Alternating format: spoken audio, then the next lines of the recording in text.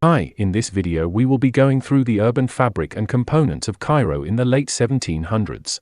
This is the condition Napoleon found Cairo in during his campaign in Egypt in 1798. We will be going through the landscape and the context Cairo was founded upon. Stick around as we get through every district and main landscape. Predominantly, the Nile was the main fresh water source for agriculture and drinking. It was to the west of the city and it was navigable that time and provided access to the Mediterranean Sea.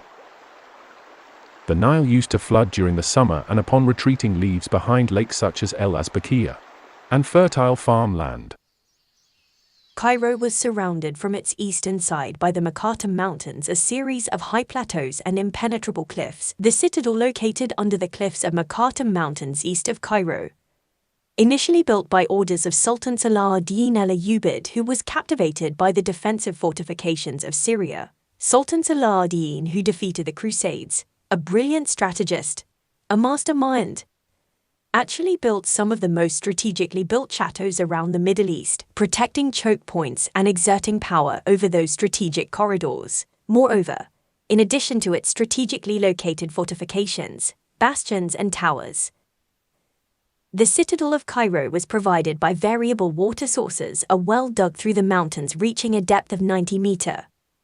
Very unique at that time, as it took a lot of effort to dig at such depth in the medieval times, especially in rock soil. This deep well provided fresh water for the fortifiers in case of siege, in addition to an aqueduct added by the Mamelukes later, to provide it with fresh water from the Nile River. The strategically fortified location, the abundance of water sources, and the high ground it was built upon.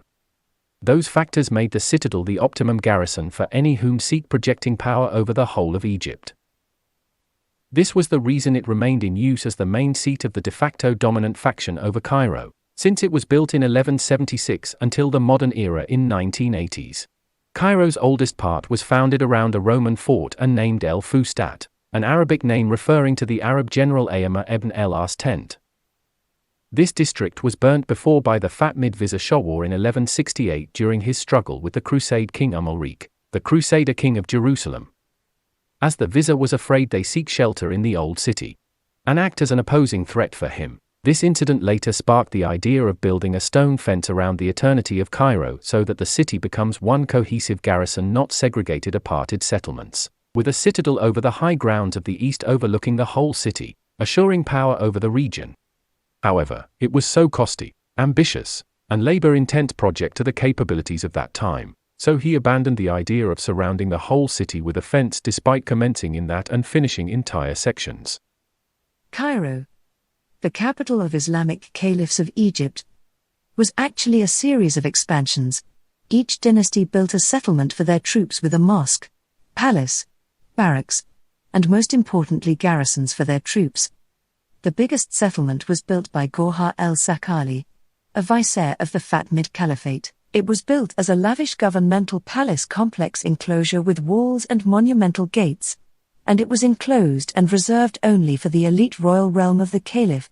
These restrictions was later loosened and Cairo started to be the hub of the craftsmen and trade for the Middle East and internationally. One of these hubs was Mbaba, considered as the last stop for a series of markets spanning until the Horn of Africa. Also Bulak, another district on the other side of the Nile, considered the main port of the city. It had many hubs for merchants with bustling commercial activities and marketplaces along the Nile. Cairo, usually referred to as the city of 1,000 minarets, and it was known for that as Egyptian rulers, especially during Mameluke dynasty, built extensive number of mosques. Each ruler built a mosque and associated it with his name. These mosques were large public spaces for people to meet and talk about their social life and religion, as it formed a large aspect of their life. One of these mosques is Ahmed ibn Tulun, a huge mosque, the largest in Cairo. Its architecture was influenced by Samarra Mosque in Iraq. It was a large focal point and a ceremonial one. It had to be built because the existing ceremonial mosque in Al Fustat, named Ayyamah ibn el-As, could not accommodate Ibn Tulun's personal regiment at the Friday prayer. Another significant mosque in Cairo was El Azhar Mosque, the second oldest university in the world, as it was built to be the main mosque in Fatimid Cairo to spread Shia sect of Islam.